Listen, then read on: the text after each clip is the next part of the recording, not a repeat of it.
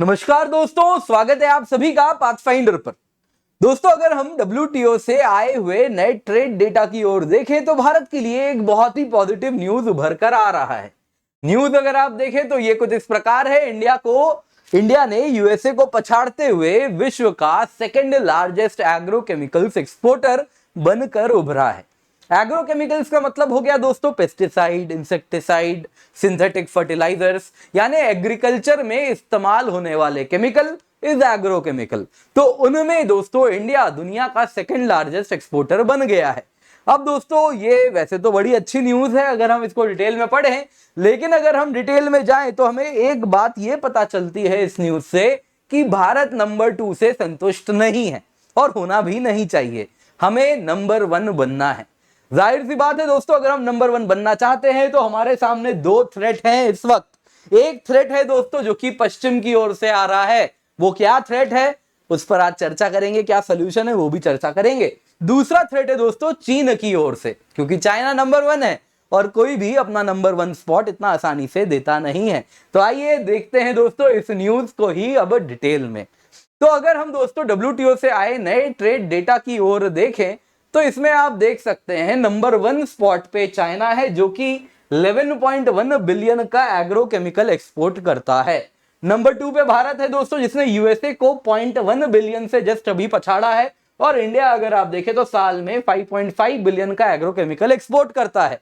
वहीं अगर आप देखें तो इसके बाद यूएस है 5.4 बिलियन पे, फिर फ्रांस है 4.1 बिलियन पे, फिर जर्मनी है 3.9 बिलियन डॉलर पे। तो इस प्रकार से अगर आप देखें दोस्तों तो अब इंडिया नंबर 1 बनना चाहता है। अब इसी में अगर हम इंडियन मार्केट की बात करें दोस्तों तो इंडियन मार्केट की अगर हम बात करें तो इंडिया का ग्लोबल मार्केट पे पकड़ है, तभी तो नंबर 2 है। तो अगर हम देखें तो इंडिया में बने एग्रोकेमिकल्स 140 देश जाते हैं जिसमें सबसे बड़ा बायर यूएसए खुद है। और अगर आप देखें तो यूएसए के बाद इंडिया के बने एग्रोकेमिकल्स ब्राजील, जापान, इन सारे देशों में भी जाते हैं। ग्लोबली दोस्तों एग्रोकेमिकल का मार्केट 78 बिलियन डॉलर का है, जिसमें 75% of the agrochemicals post patent product हैं। क्या है ये मैं थोड़ी देर में आपको बताता हूं, फिलहाल आपको एक डेटा मैं बताता हूं। दोस्तों यहां पे अगर आप देखें तो इंडिया से जो एक्सपोर्ट हो रहा था एग्रोकेमिकल, वो आप देख सकते हैं करीबन करीब, नॉट एग्जैक्टली पर करीबन करीब 3 गुना बढ़ा है 2017 से 2022-23 में। और हम चाहते हैं इसको और 3 गुना बढ़ाना आने वाले कुछ साल में, और इंडिया के पास वो पोटेंशियल है। आप देख सकते हैं दोस्तों इंडिया कुछ एग्रोकेमिकल एक्सपोर्ट करता है तो कुछ इंपोर्ट भी करता है। और जाहिर सी बात है कोई भी देश सारे केमिकल्स अपने ही देश में नहीं बना सकता, कुछ ही बनाता होगा जिसमें उसकी पकड़ होगी, जिसमें उसकी मजबूती होगी, बाकी वो इंपोर्ट कराएगा जहां पे ऑलरेडी वो बनाना सस्ता होगा। इंडिया भी कुछ वैसा ही करता है। जो भी है इंडिया का अगर आप देखें 2022-23 में नेट सरप्लस 28,908 करोड़ का रहा है। इन शॉर्ट इंडिया दोस्तों अगर आप देखें तो एग्रोकेमिकल्स में नेट एक्सपोर्टर बनकर उभरा है। और ये इसीलिए उभरा है क्योंकि इंडिया की जो पकड़ है वो पोस्ट पेटेंट प्रोडक्ट्स में है। दोस्तों अगर हम एग्रोकेमिकल्स मार्केट की बात करें तो 3/4 मार्केट पोस्ट पेटेंट प्रोडक्ट्स का है। क्या हुआ पोस्ट पेटेंट प्रोडक्ट? दोस्तों अगर किसी कंपनी ने रिसर्च एंड डेवलपमेंट किया और उसके बाद वो क्या करती है, एक पेटेंट फाइल करती है। पेटेंट जैसे ही उसके पास आ जाता है यानी कि उस केमिकल को केवल वही बना सकता है और वही बेच सकता है, या फिर उसके बिहाफ पे वो किसी को लाइसेंस दे सकता है जो उसके बिहाफ पे बना सकता है। दोस्तों क्या ये पेटेंट हमेशा के लिए वैलिड होता है? नहीं, patent most of the time 20 साल में एक्सपायर कर जाता है। तो 20 साल के बाद उसको कोई भी बना सकता है, यानी जेनरिक हो गया वो। तो वो होता है पोस्ट पेटेंट। जैसे दवाइयों में होता है वैसे ही इन एग्रोकेमिकल्स में भी होता है। तो 3/4 दुनिया का मार्केट कौन से केमिकल्स के द्वारा डोमिनेटेड है? पोस्ट पेटेंट एग्रोकेमिकल्स के द्वारा, जिसमें इंडिया की पकड़ बहुत मजबूत है। आप देखिए इंडिया कितना तेजी से अपने आप को अडेप्ट कर रहा है, ये भी आप यहां पर देख पाएंगे। तो अगर हम देखें दोस्तों एक केस स्टडी आपको बताता हूं CTPR की। CTPR दोस्तों दुनिया का सबसे ज्यादा सेलिंग इंसेक्टिसाइड है। अगर आप देखें तो ये 13,000 करोड़ का एनुअल सेल इसका होता है। और इसमें अगर आप देखें तो 2022 में क्या हुआ, 2022 की दोस्तों अगर हम बात करें तो इसका जो पेटेंट था वो एक्सपायर कर गया, चाइना में भी, यूएस में भी। और जाहिर सी बात है दोस्तों इसको बनाया ड्यूपॉइंट ने था और अब ये पेटेंट एक्सपायर हो गया। जैसे ही एक्सपायर हुआ इंडियन प्रोड्यूसर्स इस पर लपक गए। और आप देख सकते हैं दोस्तों लास्ट ईयर तक इंडिया इसको इंपोर्ट करता था। क्यों? क्योंकि पेटेंटेड था ये। जैसे ही पेटेंट एक्सपायर हुआ, ये पोस्ट पेटेंट एग्रोकेमिकल बना, इंडिया में बनना शुरू हुआ और अब हम दुनिया को इसको एक्सपोर्ट करना भी शुरू कर दिए हैं। आप देख सकते हैं दोस्तों इस प्रकार से CTPR का एक केमिकल है जो कि ब्रांड नेम में आप देख सकते हैं किस प्रकार से इसको बेचा जा रहा है। अब देखते हैं दोस्तों, जब हम ये समझ गए इंडियन मार्केट कितना तेजी से अपने आप को अडेप्ट कर रहा है, अब हम देखते हैं race to number 1, numero uno, number 1 बनना है तो क्या क्या चैलेंजेस होंगे। पहला चैलेंज है दोस्तों पश्चिम की ओर से। आपको मालूम होगा हम FTA करना चाह रहे हैं यूरोपियन यूनियन के साथ भी, यूके के साथ भी।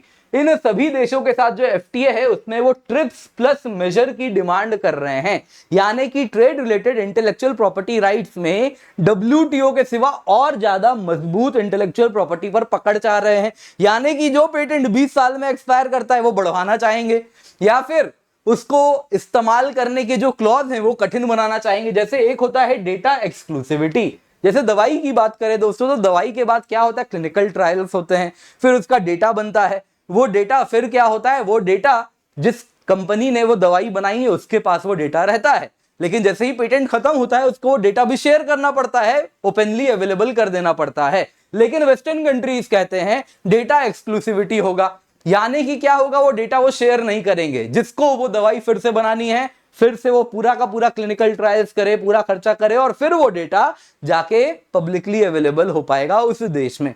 तो इसके खिलाफ अगर आप देखें तो वो तब से ट्रिप्स प्लस मेजर्स में चाह रहे हैं डेटा एक्सक्लूसिविटी रहे, यानी जिसने क्लिनिकल ट्रायल किया उसी का डेटा होगा। वैसे ही इन एग्रोकेमिकल्स में भी जब आप देखें तो वो कोई भी एग्रोकेमिकल डायरेक्टली यूज नहीं हो सकता, उसकी भी काफी लंबी प्रोसेस होती है क्लिनिकल ट्रायल्स जैसी, उसका भी एक डेटा बनता है और वो डेटा फिर क्या होता है, उसके बाद ही जब वो अप्रूव होता है तभी वो क्लियर होके लोगों के पास, किसानों के पास इस्तेमाल करने के लिए आ सकता है। तो ये वेस्टर्न कंट्रीज क्या चाहते हैं, वैसी ही डेटा एक्सक्लूसिविटी हो जाए।